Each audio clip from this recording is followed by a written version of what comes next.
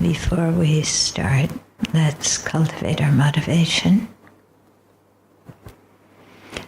and think that we will listen and share and think about the Buddha's teachings this evening so that we can identify and overcome our own faults, so we can identify and enhance our good qualities. And to do this, not simply for our own benefit, but really feeling how we are part of the one big mass of sentient beings and feeling how much we depend on other living beings. Let's share the Dharma this evening so we can, through improving ourselves, make a positive contribution to society and progress on the path to full awakening so that we can be of the greatest benefit to living beings. So let's make that our long-term spiritual goal.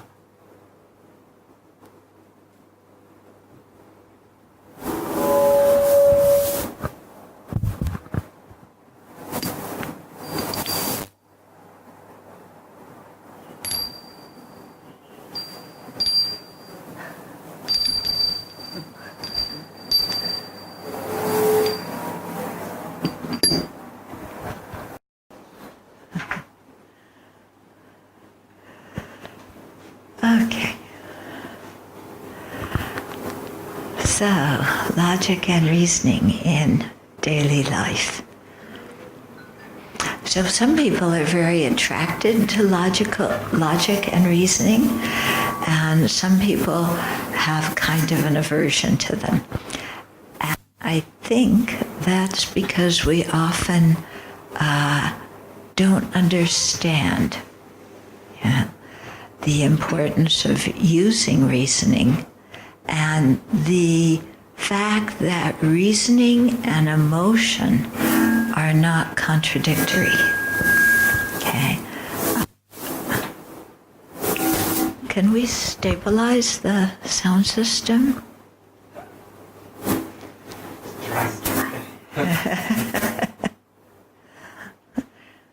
As I always tell people, the only place I go where the sound system always works perfectly is prison. Okay. So, yeah, people often think, reasoning is, what do they say, left brain and emotion is right brain, something like that. I get it confused what they say is what, and make it, a very divided thing.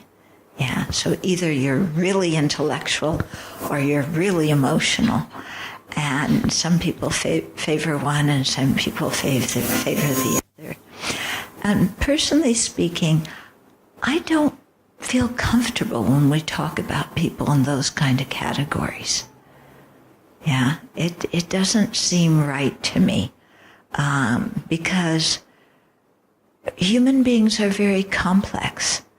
And to say, some people are all reasoning and intellectual, and these people are just emotional. No, we all use reasoning. We all have emotions. Okay? We all have all 84,000 afflictions. Yeah. So sometimes when, I discuss this kind of thing with His Holiness, he says, human mind is all the same. Even centuries ago, that mind, our mind, same. In terms of our defilements, in terms of our potential. And, Yeah, so I don't find it so helpful to categorize people like this. Also, personally speaking, I think that reason can be used to guide our emotions. Yeah? And emotion can be used to inspire our reasoning. Yeah, in the sense that, again, another kind of dualistic thing that people talk about is faith and wisdom. Yeah, as if they're two unrelated things. Yeah, there's people with faith and there's people with wisdom, and the people with faith don't think at all, and the people with wisdom think too much. Okay, we have those kind of stereotypes, and it's not really like that. Okay, I think in our Dharma practice we need faith and wisdom. We need reasoning and emotion. Okay. So, and, you know, Nagarjuna in his book, Ratnavali, or Precious Garland, I think they have Geshe Jampa Tekchok's commentary on it, Practical Ethics and Profound Emptiness. I think they have some volumes upstairs. But Nagarjuna talks about the importance of faith and wisdom. You know, faith meaning confidence in karma, the law of cause and effect. Wisdom being understanding of emptiness. Yeah, so we need confidence in karma so that we can create the cause for a good future rebirth. We need understanding of emptiness so that we can get out of samsara. So we need both of those on the path. And the faith in karma is not blind faith. It isn't, oh, Buddha talked about karma, so I believe. Yeah, it doesn't mean that. But rather, you know, when we study about karma, it makes sense. You know, when you think about it. Oh, you know, there's causality. Causes bring results. My actions bring results. My actions don't just disappear into the sky, yeah, but they bring results. Causality, that makes sense, doesn't it? Yeah, and because the whole idea of causality is very much involved with reasoning. Mm-hmm. So the faith in karma isn't this emotional, I believe kind of faith. It's a faith that comes because the teachings make sense, and also because we trust the Buddha. We have studied other teachings that the Buddha has given. They've helped us. They've made sense to us. So then we have faith and confidence in the Buddha. Again, not blindly, but because what he said has helped us and made sense to us. Is this making some sense to you? Okay.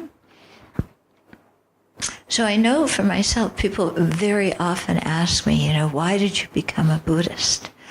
And I always say because it made sense and because when I practiced it, it helped me. Yeah. And I was very impressed with the first teachers I studied with. They said, you don't have to believe anything we say. I thought, oh, good, I like this already. Yeah. Because I was sick of people telling me what the truth was, and that if I didn't believe their rendition of the truth, you know what was going to happen to me. Yeah, so I didn't like that at all. I like this approach of, you know, you learn, you think about, you decide for yourself. So that involves reasoning, doesn't it? it also involves personal experience. So when I heard the teachings and I thought about them, they made sense. But when I meditated on the teachings, experientially, they really helped me with the problems I had. Okay? So I feel like that kind of faith comes, it's not blind faith. It's not emotional. There's some reasoning behind it. There's some understanding and knowledge behind it. Okay? But understanding and knowledge does not mean just up here, because we can know lots of stuff up here and give eloquent discourses with, there are 5 categories of this, and the first category has 10 subdivisions, and the second category has 16, and the third category has 8, but those 8 are also subsumed in the first subdivision of the first category. We can give brilliant talks about that, but meanwhile, our daily life behavior is a mess. Okay? So I think that kind of knowledge and the reasoning, that goes with it, has to be brought into our daily life and affect our daily life actions. Mm-hmm. So there's a few ways that I see reasoning affecting our daily life actions. So if we go back to this whole idea of causality, causes bring results. Okay? Yeah. Then, okay, when I act, I'm going to experience the results of my actions. Yeah, makes sense, doesn't it? Easy to say. How much do we think about the results of our actions before we act? Not so often. Yeah, sometimes, the reason we do what we do is some burst of emotion. Yeah, and it's usually an afflictive emotion. Yeah, and that feels good, so I'm going to do it. My generation, our motto was, if it feels good, do it. Which is a stupid motto. Yeah, because lots of things feel good, and we should not do them because they create a mess. Yeah. So to think about cause and effect, and before we act, what's the result of my action going to be? Not just what will the result be on the other person, and what will happen to me in the next 2 days because of my action, but what kind of tendencies, what kind of karmic seeds am I imprinting in my own mind that will influence what I become, and what I experience. And to think about this. I work with inmates in prison, and they teach me so much, much more than I teach them. And one man that I worked with for quite a number of years, he was a very big drug dealer in Los Angeles. He had several pretty expensive cars from the drug dealing that he did. But he got busted. They gave him a 20-year sentence when he was in his late 20s, early 30s. And that just blew him away because 20 years in prison, he's going to come out, being 50 years old and, a good chunk of his life gone already. Plus the fact that a lot of his friends betrayed his trust and took his money and his property when he was in prison. So he was one unhappy person. But while he was incarcerated, he really started thinking about cause and effect. If you look on my website, thubtenchodron.org, in the section on the prisoner's writings, there's one, I think he called it Causes and Consequences. Anyway, something with the word consequences in it.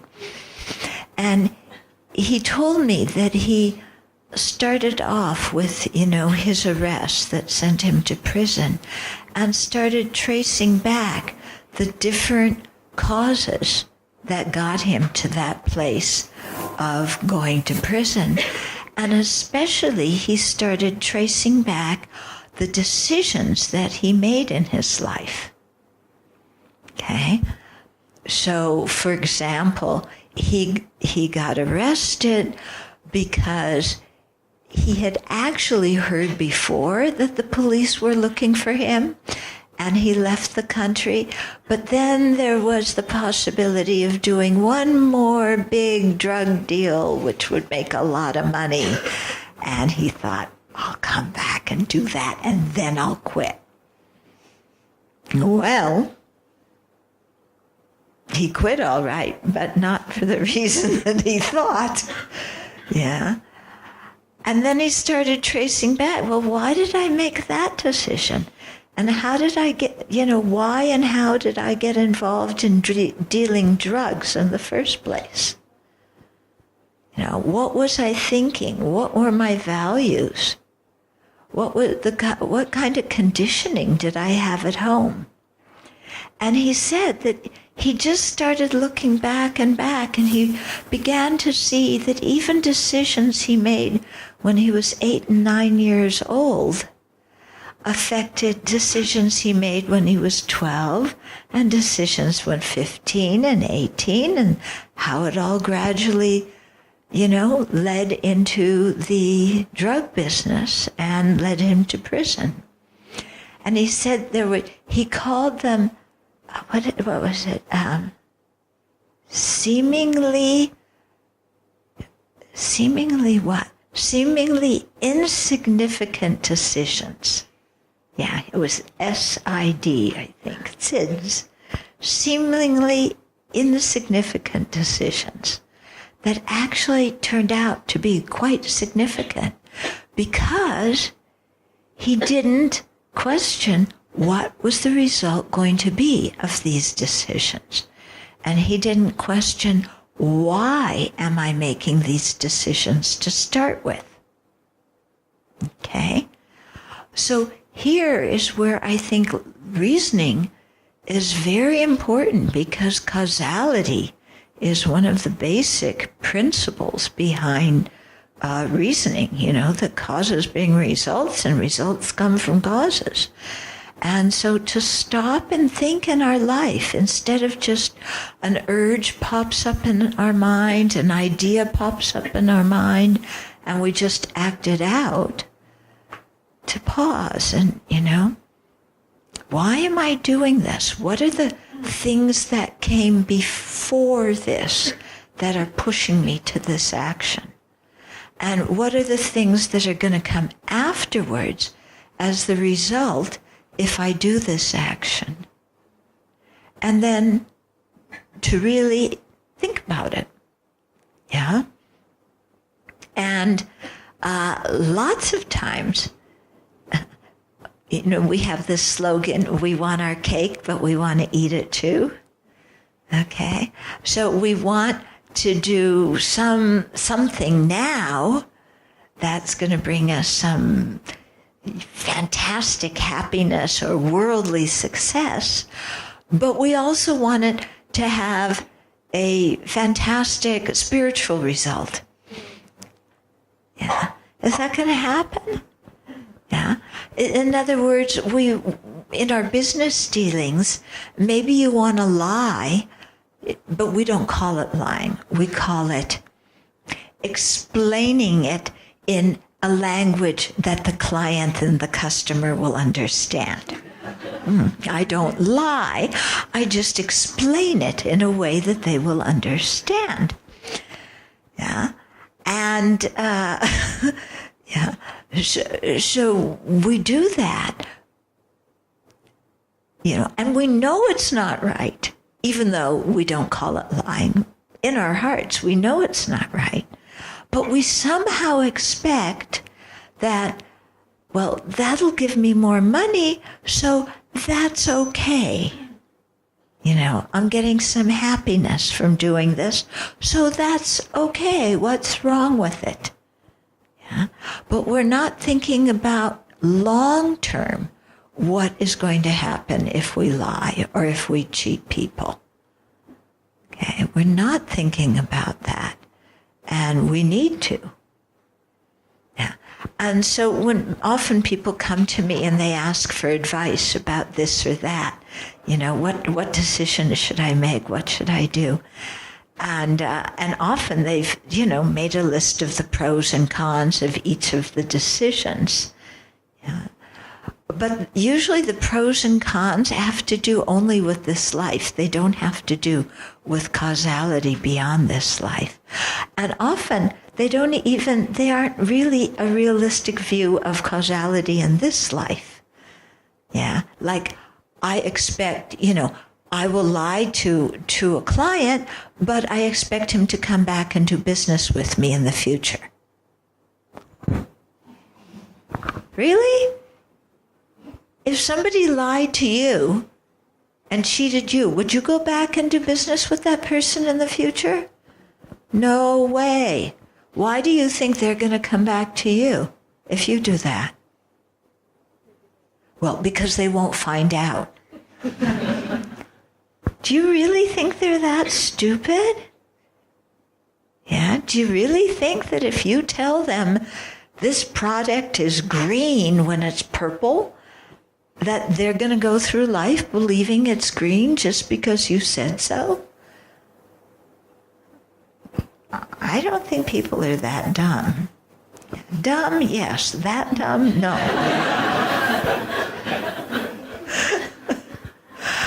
Okay. So, stop and think. If I do this, what's the result going to be? And am I willing to accept that result? Okay? So if I do this action, am I willing? What is the result going to be? And am I willing to experience that result?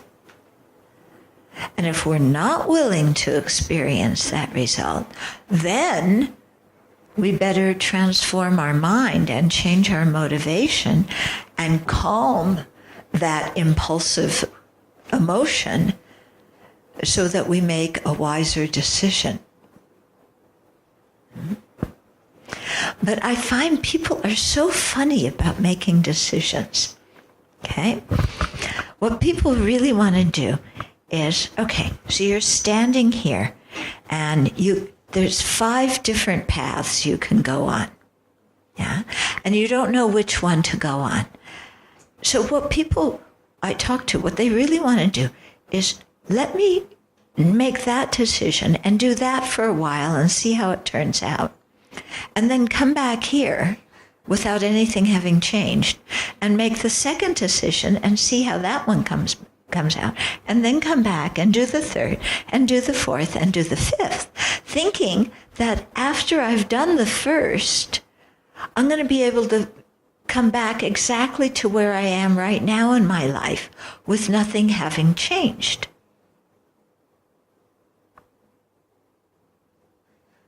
It doesn't really work that way. Because when you make a decision, things start happening. Yeah? So somebody may say, well, I could get married or I could go traveling for 3 years. So let's get married, try that out for a while, then come back here, then try out traveling for a while, then come back here, and then I can try all the things, and then I'll make the decision about what I really want to do after I've tried them all. Okay, but by the time you've tried them all, you're how many years old? Yeah, and you've, you've gotten married, now you have 2 kids. Are you going to be able to come back to exactly where you were before and now go traveling for 5 years? No, you have 2 kids. You got to do something with your kids. Yeah?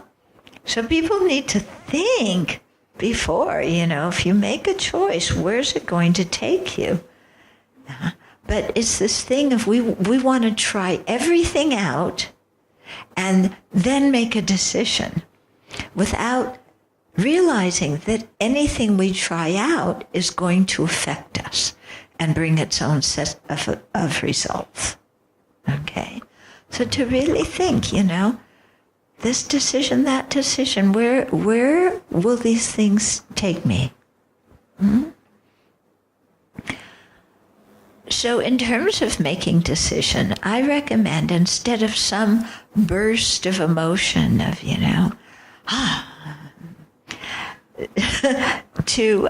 I'm not discounting emotion, because sometimes it's really important to follow our heart, which I'll talk about in a minute. But the criteria I use for making decisions are which of these, choices will enable me to keep good ethical conduct. Because for me, that's a priority, because I know if I don't keep good ethical conduct, then I'm going to be creating the causes for a lot of suffering and creating a mess. So, I don't look at how much money I'm going to get, how much fame I'm going to get. I look at, will I be able to keep good ethical conduct if I make that decision?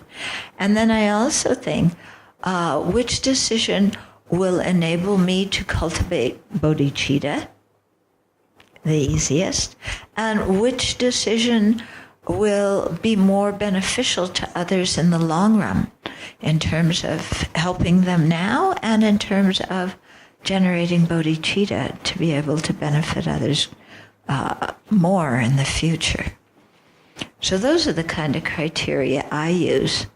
And I try and use those criteria and assess it and think about the results, in order to overcome unclarity of thinking and in order to overcome some brash kind of emotional decision, okay? A lot of the people I deal with who are in prison, the reason they're in prison, most of them, is not because of a cold, calculated, thought-out thing, but more often than not from some emotional, they got angry and, or they got attached and they just did whatever, So that's why I think thinking about things using reasoning is very helpful. And, to get us to put those impulsive motivations or impulsive emotional motivations on hold and not let them run our lives. Okay? Now, does that mean that we never follow our heart? That everything we do, we have to, be able to explain in 10 points, in a 50-page essay? No, because there are definitely times when, something in our heart is calling us, and there's some strong something that, if I don't do this, I'm going to have some regret. Or this is something really important for me to do in my life, and I need to not put it off. And, again, you may not have the 50-page essay, but it's some deep feeling in your heart. And so sometimes we need to go with those deep feelings in our heart. I know I did, after I first met the Dharma. And I said it made sense to me, also helped me when I practiced. But there were no teachers who taught in English. There were very few of them in the U.S. at that time. So if I wanted to learn more, I would have to go to Asia, halfway around the world. But I had a very strong emotional feeling that if I didn't learn more about Buddhism, I would regret it when I died. Yeah. Now, I couldn't explain that logically to anybody, but it was a very strong feeling, like, I need to pursue this, otherwise I'm going to have regret. So I followed that feeling.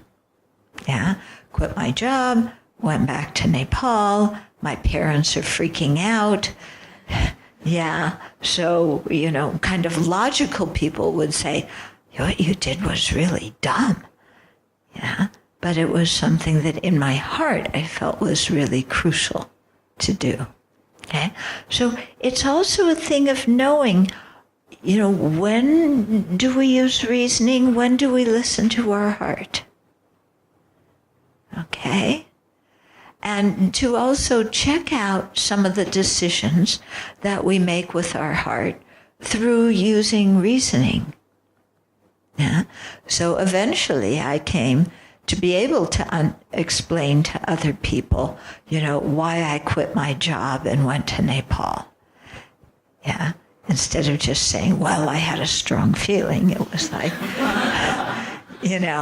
well, I was beginning to understand about past and future lives, and I was thinking a lot about the meaning of my life and the idea of the potential to become a Buddha, and was something that became very important to me. And also, I believed in karma, and I believed in upper fortunate rebirths and unfortunate rebirths. And when I looked at my behavior, I saw that a lot of my actions until that point were going to lead me to unfortunate rebirths, and I wanted to do something about it, even though my parents and my friends thought I was totally nuts. Okay, so I came to understand why I did that and have the reasons that supported it. Of course, many people don't agree with my reasons. People who only believe in this life say, what are you talking about? You don't want to go to the lower realms? What are you talking about? When you're dead, you're dead. And I said, no, I don't quite believe that. I used to believe that, but I don't believe that anymore. Okay? So, yeah.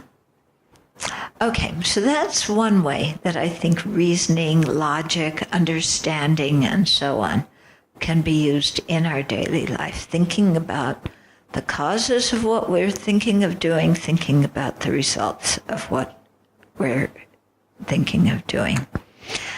Then another way that reasoning comes into our daily life is sometimes, we have really totally crazy reasoning, and we don't realize that we have crazy reasoning. Okay?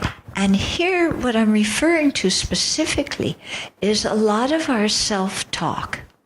Okay, what we say to ourselves about ourselves.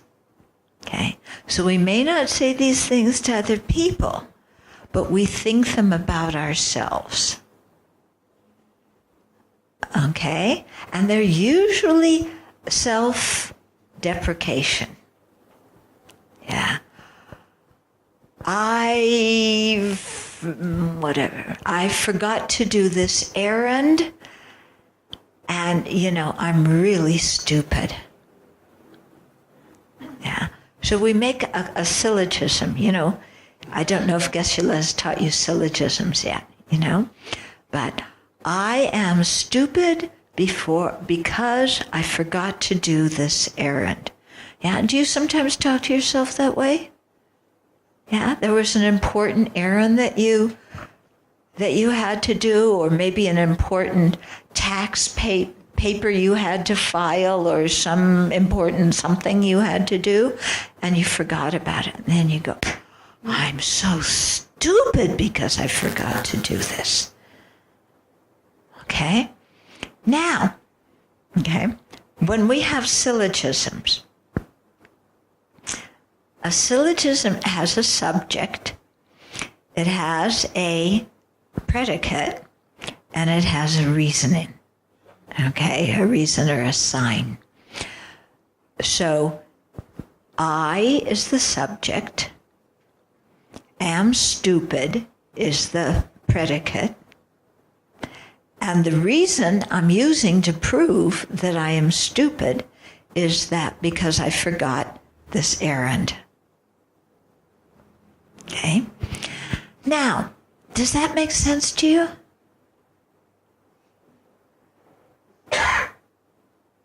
Something's wrong with that syllogism, isn't there?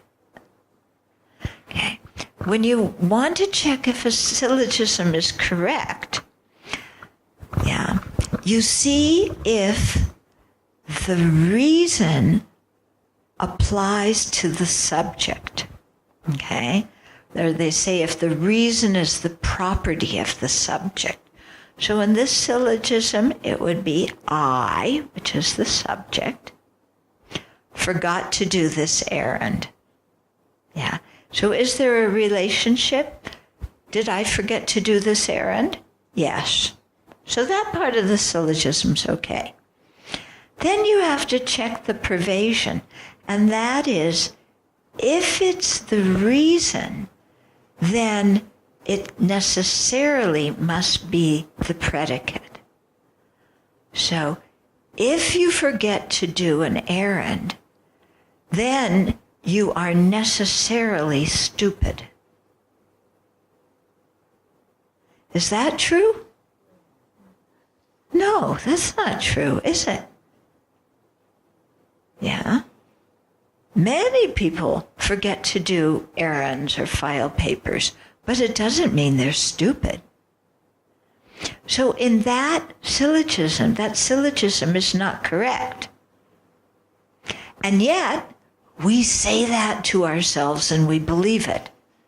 I am stupid because I forgot to do this thing. But when we check if that's true, it's not true, is it? Are you getting what I'm saying? Yeah? Is this making some sense to you? Okay, what's another kind of syllogism? Or another reasoning, another kind of self-talk that you say to yourself? Oh, how about this one? I am unlovable because my boyfriend broke up with me. How about that one? Or I am unlovable because my girlfriend broke up with me. Do you say that kind of thing to yourself? You don't have boyfriends and girlfriends? Come on. Come on, you do, don't you? You're all just sitting there. Yeah? Okay. So, when a relationship breaks up, do you say to yourself, I am unlovable because that person broke up with me? Do you say that to yourself?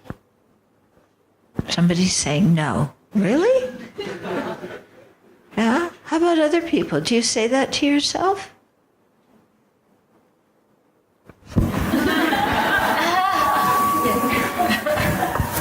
If you don't talk to me, I'm not going to talk to you. So let's try this again. Do you say that to yourself? How many people say that to themselves? How many people don't say that to themselves? Oh, really? We say that it's his fault. It's not worth it.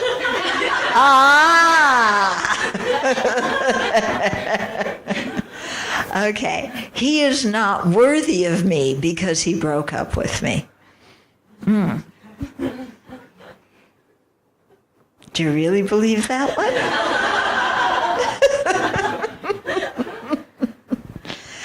Let's stick with the one that a few people say, a few of the honest people. Yeah. Because when somebody breaks up with you, do you go, yippee, fantastic? Depends on if it was worth it. Yeah. If he wasn't worth it, you would have broken up with him. Yeah. So if he breaks up with you, then isn't he saying you're not worth it?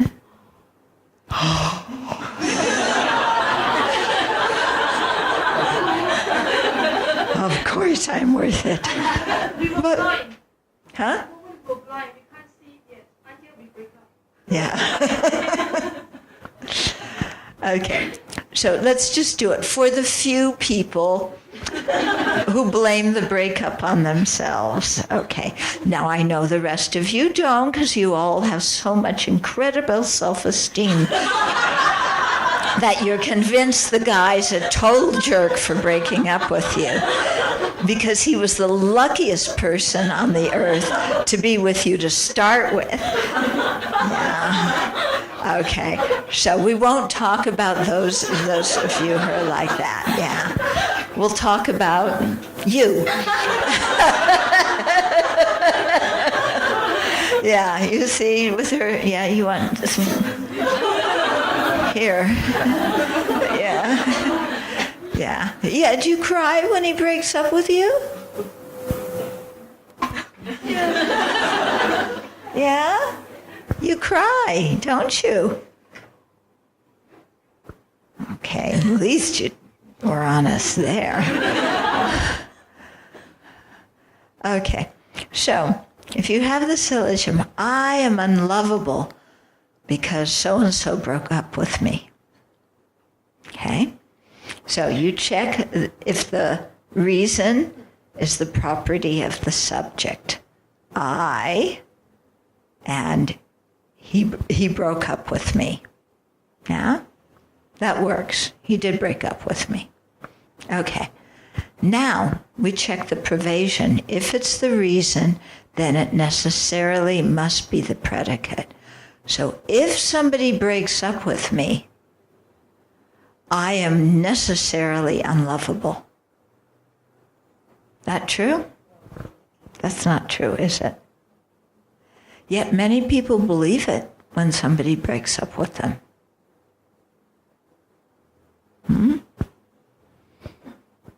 Okay.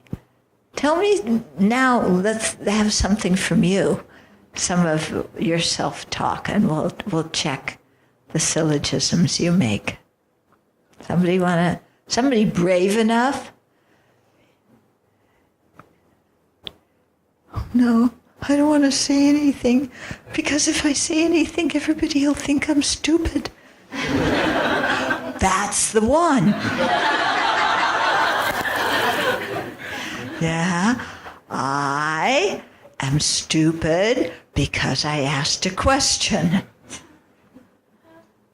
Is that what you're thinking? Or maybe it's everyone will think I'm stupid because I asked a question. Oh? Because we know we're not really stupid. But other people are stupid because they think I'm stupid if I ask a question. Let's try the one, I am stupid because I asked a question. Okay, I asked a question. Yeah. If you ask a question, are you stupid? No. In fact, Nagarjuna says that we're stupid if we don't ask questions. Yeah, because he says, when you have the opportunity, ask questions to people who are wiser than you are, so you can learn. And if you don't ask questions, and if you don't try and learn from people who are wiser, then you're really foolish. Okay? So if you ask a question, are you necessarily stupid? No. Okay? If you ask a question, will people necessarily think you're stupid? How many people say yes? One. How many people say no? Then why don't you ask questions? Yeah? Because we think that we may ask stupid questions. But we're saying, other people will think I'm stupid if I ask a question. And we just now investigated it using reasoning. We decided people who ask questions, if I ask a question, people will not necessarily think I'm stupid. Do we believe that reason? Or do we really believe, counter to logic and reasoning, that people will think I'm stupid if I ask a question? Yeah. Ask yourself why you don't ask questions. What are you afraid of? Yeah. I don't understand when you say to test whether the syllogism is correct. You said there must be two things to ask, right? Is reason a property of the subject? And if it's the reason, it necessary must be the predicate. Predicate, yeah. When you say necessary, it always. Yeah. That means always. But this always is what we think or is reality. Reality. But we wouldn't know, like whether we think people will think us stupid is because we think that people will think us stupid. But we won't be able to go and survey everybody whether you think so Yeah. how do we know whether it fulfills the necessary part? Okay. Because first of all, we said everybody will think I'm stupid. Do you think everybody? If I really think it's everybody right, to fulfill the necessary, does it mean I must go and survey everybody? No, I don't think in this case. I think you can check through your own experience. Yeah. When somebody asks a question, is it your experience, whether it's you or somebody else, that everybody else thinks that person is stupid for asking a question? Is that what you've witnessed in your life? Starting from when you were this big until this age, that everybody who asks a question is seen as stupid by other people? But my mental fabrication always says so. But what? My mental fabrication always Yes, your mental fabrication tells you that. Is your mental fabrication logical and reasonable, or is it a big lie? To me, it's real. I'm talking about reality, not what you think. That's why I wrote a book, Don't Believe Everything You Think. Just because you think it, it's not true. Just because I think everybody will think I'm stupid because I ask a question doesn't mean that everybody will indeed think I'm stupid because I ask a question. Because I can look around me and I see many people ask questions and people say, oh, that person's very bright. Look at that good question they asked. But that's other people now. When I ask a question, I'm always stupid. Oh, I see. So you're different from everybody else. Everybody else has Buddha nature, but you got left out. Everybody else has 84,000 afflictions and you have 85,000. Okay? You see, this kind of reasoning is where we challenge our mental fabrications.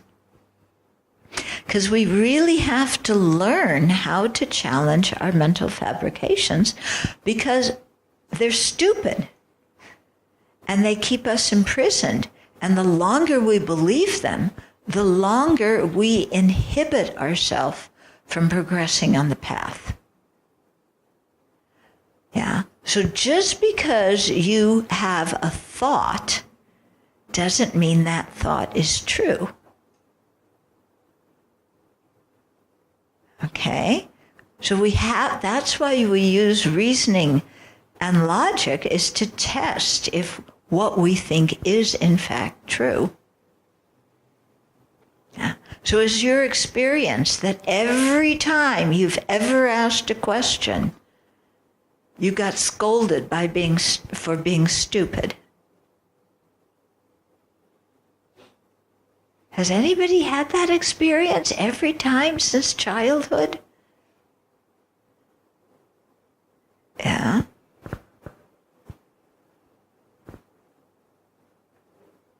Yeah. So, do you understand what I'm getting at? Or are you stupid because you're not understanding what I'm explaining? Yeah? What I'm trying to get you to do is look at the kind of things you say to yourself that put yourself down, that keep you in a mental prison of lack of confidence, and that these things are totally false, but we believe them because we've never examined them and tested them to see that they are actually false. Okay, that's what I'm trying to get you to think about. Yes? But the thing is, even if I go through the two questions, right, I still can't see that they are false. Well, you need to think about it more. What can't you see? What is it that's not making sense to you? Like, for example, if I think that if I eat, like, how should I say, like, if I keep eating these, I will get overweight. If this is a statement, then I really think that way, then how do I prove that the logic is not there? Okay. And so I do not blame myself for thinking that. Okay. So if I eat one piece of chocolate, or are you talking about a box of chocolate? No, I would think that. Oh, Just, okay. yeah, like in my mind. Okay. Yeah, I would think that. Yeah. If I eat chocolate, I will get fat. Yeah, I would think that. Example. Yeah. Okay. So, Even if I can prove it's false, logically, yeah. I still feel bad. So, Well, that's why we have to really think things through quickly, clearly. Yeah. And it's like, okay, if I have one piece of chocolate, I'm not going to instantly gain 50 pounds. Okay? That's reasonable, right? Okay? So you say, okay, I'm not going to gain 50 pounds by eating one piece of chocolate. Fine.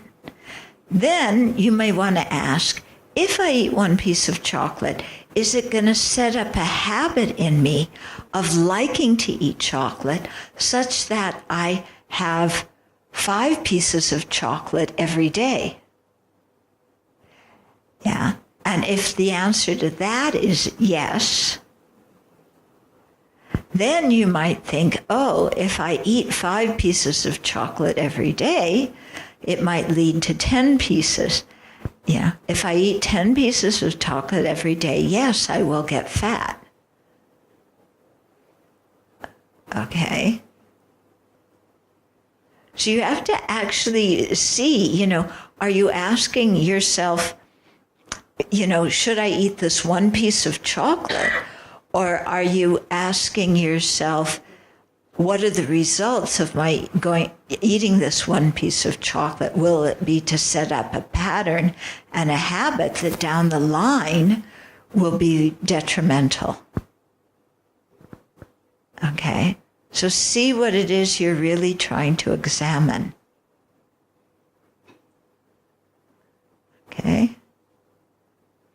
Because one piece of chocolate isn't going to kill you.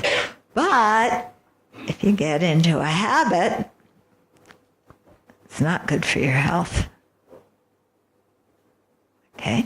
And then we have to examine, how easily do I get into habits if I do things once? Yeah. If I have one piece of pizza, am I going to eat pizza every day? Probably not. If I have one piece of chocolate, am I going to start eating a lot of chocolate? Well, possibly, knowing me. So then I need to monitor myself. Okay. Okay. So, yeah.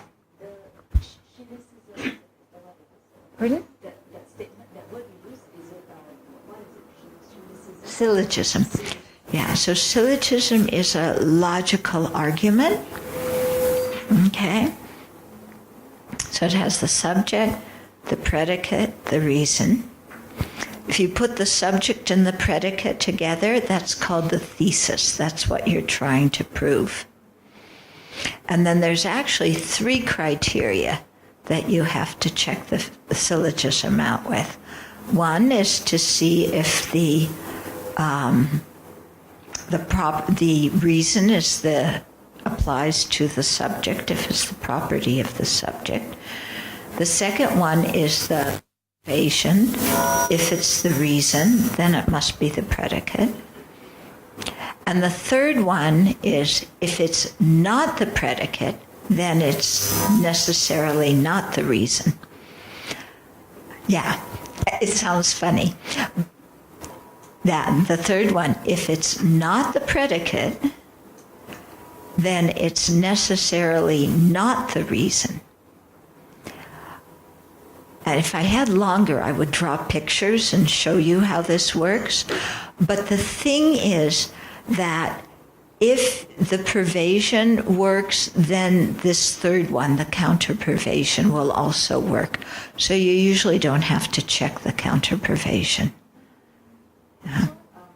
Since our mental fabrication is doing this kind of things anyway, can we use it to our advantage by doing it to using a positive predicate instead of a beginning predicate? Yeah. So we use it to our advantage. Yeah. And I think getting rid of some of our fallacies about ourselves and seeing how many of our internal self-talk is not true is also using it to our advantage because we're disproving false syllogisms. And then we do the positive. We can also do the positive. Even though they may not be true. No.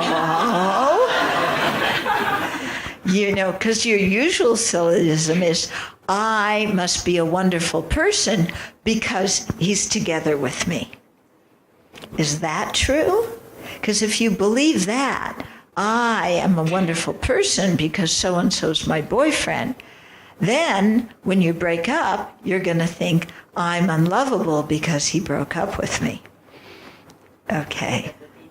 Yes. Yeah. So syllogisms have to be realistic. Yeah. Yeah. Otherwise, do we practice Dharma to realize reality or to create more superstitious thought, to create more daydreams? Yeah. We don't practice Dharma in order to develop bigger and better daydreams, do we? Yeah, that's not what the Buddha taught the Dharma for. We practice the Dharma because we're trying to see things realistically. Okay. So that's why I say don't believe everything you think. Test it and see if it makes sense. I was going to say that in order to be able to have that logical thought process, you actually have to be able to translate what you're feeling into that sentence in the first place. Yeah. And I think a lot of the times you might just feel it without even realizing. Yeah. And therefore, if you haven't realized it, then you can't get into that logical thought Right. process. And this is why we often shoot ourselves in the foot, is we're thinking something very deprecatory, disparaging about ourselves, but we're not consciously realizing that we're thinking it. And we're not consciously seeing that there's a certain kind of weird reasoning that we're using when we talk to ourselves. And this is why I think looking, as you start to meditate, you observe your mind and you observe the kind of thoughts that you have. So you start looking at the thoughts you have and what your mind is thinking. And then you realize a lot of them you can just put in this syllogistic form, and then you test them and see if they're true or not. Yeah? And you find that so many of the thoughts that are saying, I'm stupid, I'm unlovable, I'm never a success, other people are better than me, all this kind of talk, usually the reasons they don't form logical syllogisms. Yeah, they're totally stupidagios, okay? And so this is the benefit, I think, when you are doing a regular meditation practice and you start becoming aware of what you're thinking and start looking at the syllogisms behind it and how nonsensical they are. Yeah. And then you start also seeing how much you judge other people with nonsensical syllogisms. Yeah. This person parts their hair, or this person dyed their hair green. Yeah. Because they are showing off.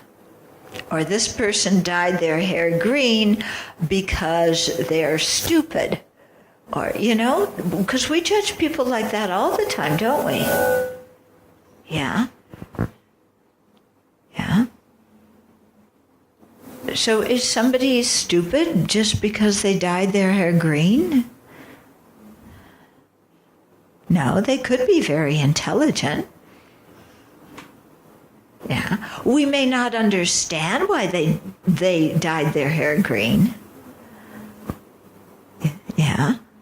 But it doesn't mean that they're necessarily stupid. We often look at people, this person is low class because they're wearing these clothes. Ooh, dangerous thinking that way. This group of people is inferior because that's what my relatives say about them. It's a basis for prejudice, basis for racism and bigotry. Okay? So we have to look at these kinds of false syllogisms that our mind sets up inside. Mm-hmm. Because some of them are really dangerous. Yeah, like this one. This group of people is, reprehensible because, my family said so.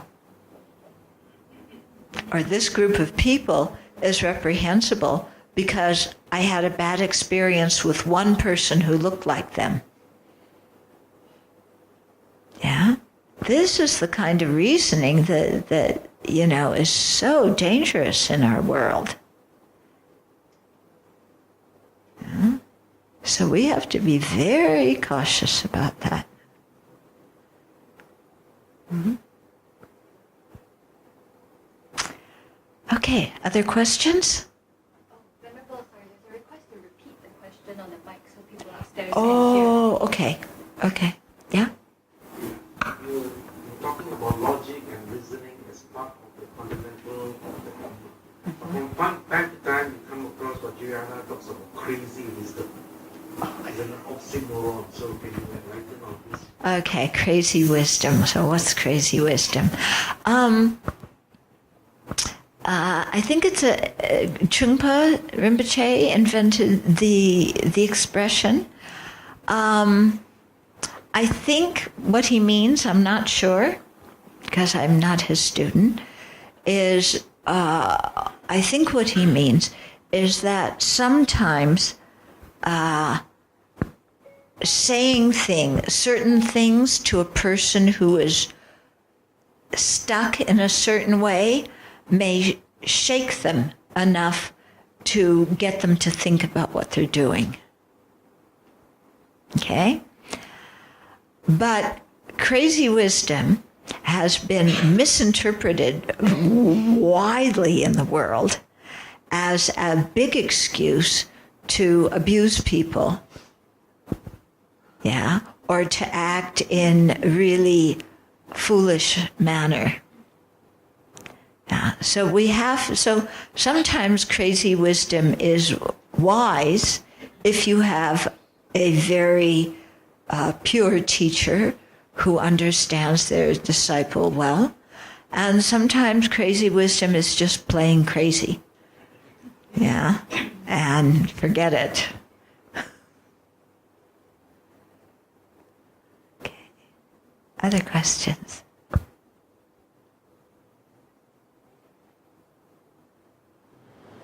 Does it mean that correct symbolism is logic? Yeah. If we make a syllogism and we see that it's correct, then we can believe that statement. Sometimes when people may give us a syllogism, but we don't understand all the parts of it, and we don't have enough background information. So sometimes we need, somebody may give us a syllogism, but we need to learn a lot more and get more information and make other syllogisms so before we can understand this particular one. Okay. For example, the one that we always use when meditating on the nature of reality is the I, here meaning the person. The person is empty because of being a dependent arising. Now, if we don't know what a dependent arising is, and if we don't know what emptiness means, then the syllogism doesn't make much sense to us. So that's what I mean by sometimes we have to gain more knowledge and, have other syllogisms to help us understand before we can understand the one like that. Okay?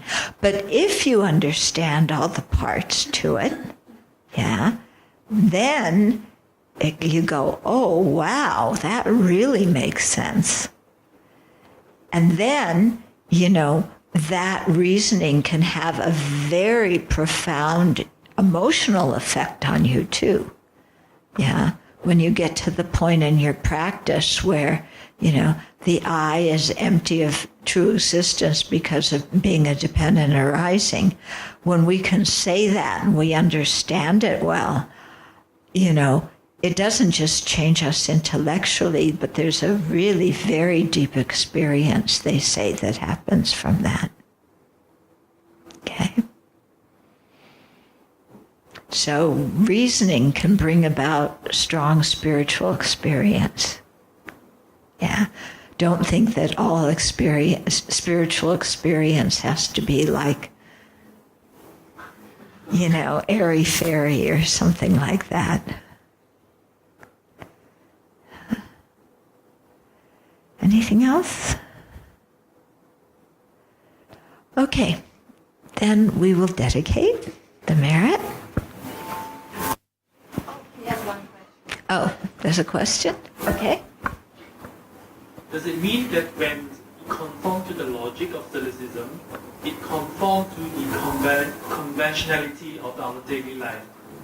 So, does it always, some decisions may be very logical.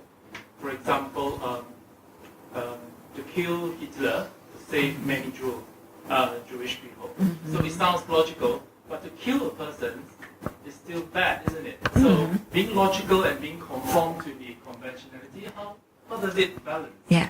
That's why you have to see if it's really logical or not.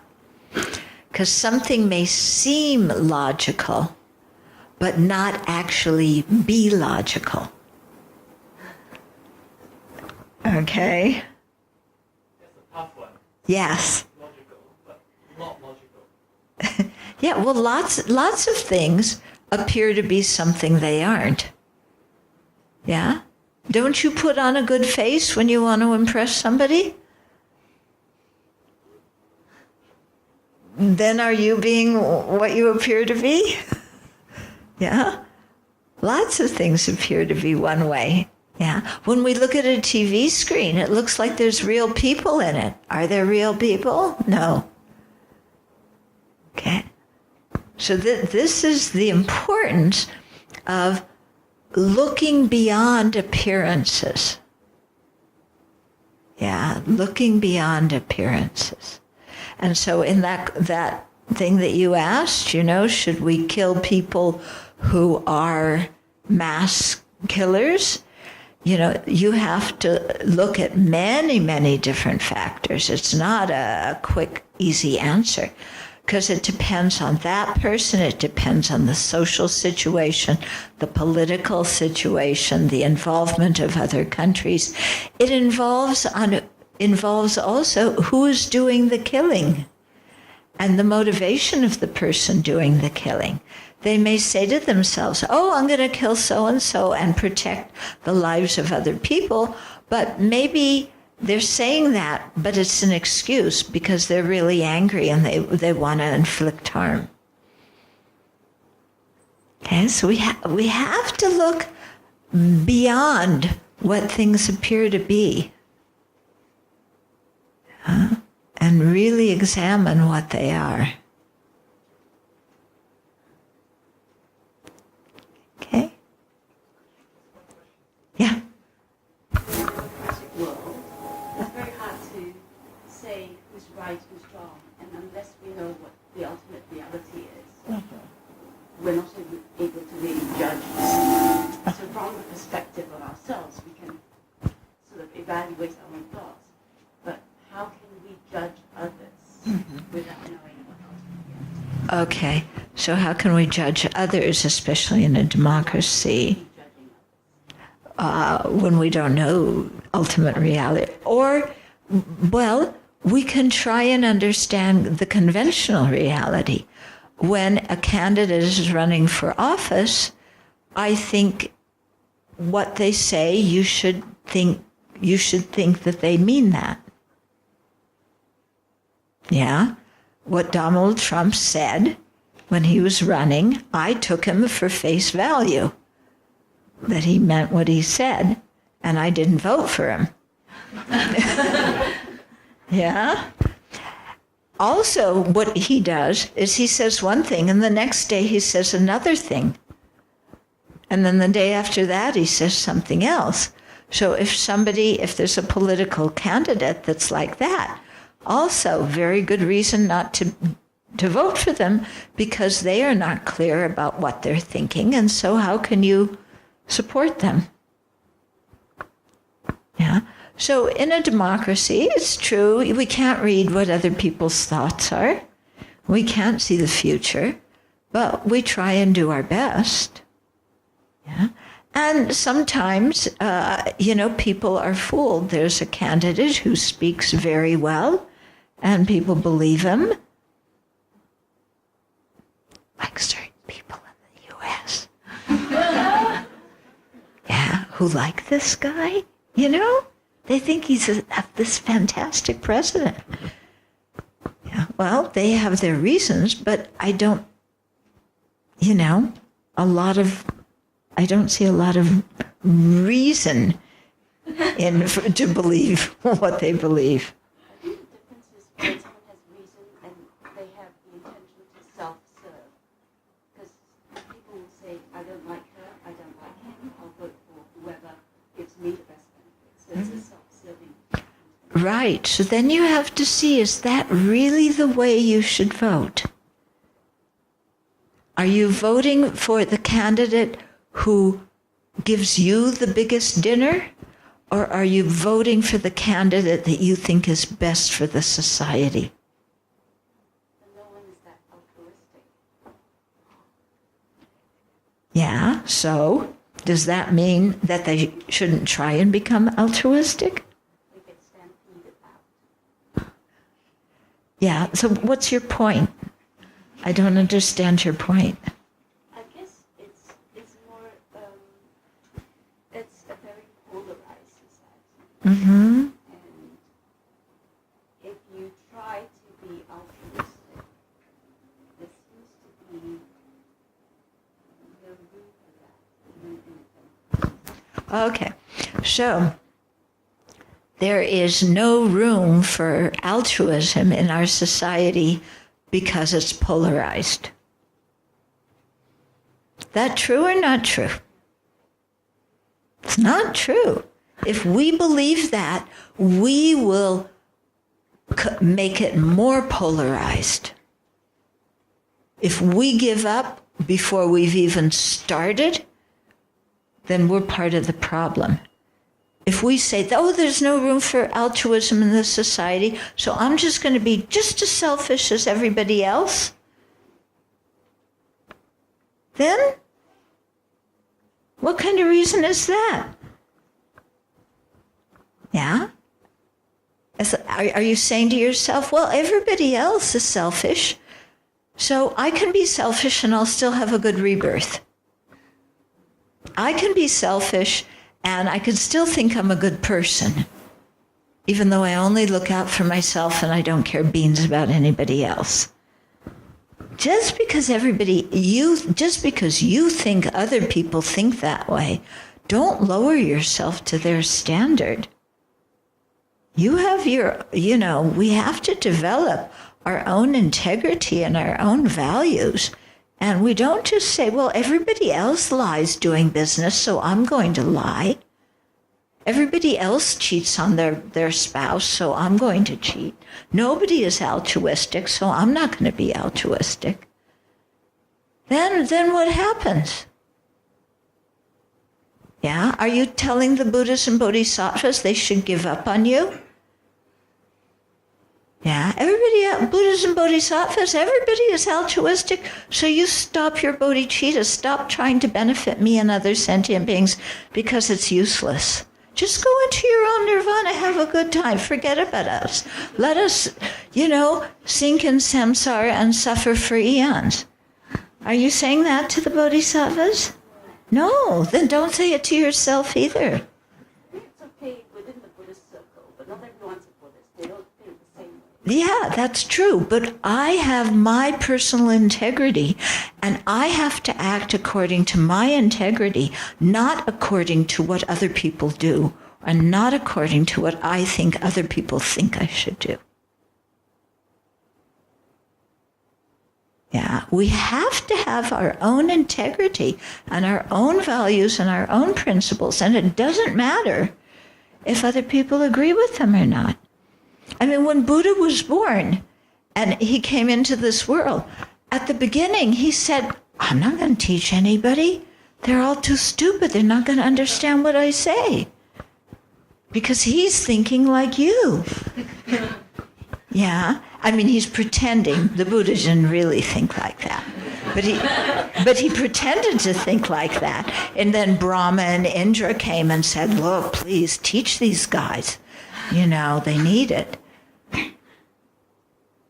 But what would have happened if Buddha thought like her? Oh, these people, they're all so selfish. Why should I even try and help them? They don't do anything. I teach them, then I teach them not to kill. What do? They go home and kill. Yeah? I teach them not to talk about bad behind other people's back. What do? They go criticize people behind their back. Yeah. I encourage them to have a daily practice. What do? They sleep until noon. Forget these sentient beings. I have better things to do. Ciao, good luck. I hope you enjoy samsara. If the Buddhas and Bodhisattvas don't say that to us, what right do we have to say that to other sentient beings? Yeah, we have no right at all to think that way. Yeah, we have to have our own integrity. Yeah, we have to cultivate love and compassion and altruism. Doesn't matter what the rest of the world does. Yeah, we do what we know in our hearts is right. Got it? This is something I am passionate about, if you didn't notice. Okay. Okay, so let's dedicate the merit now. So rejoice that we had this time together. Rejoice at our own merit and the merit everybody else created.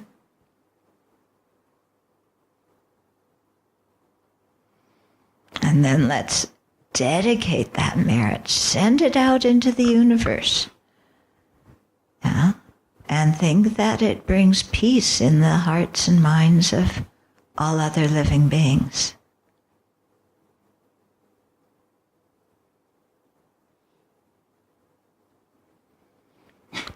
Due to this merit, may we soon attain the awakened state of Guru Buddha, that we may be able to liberate all sentient beings from their suffering. May the precious Bodhi mind not yet born arise and grow. May that born have no decline, but increase forevermore.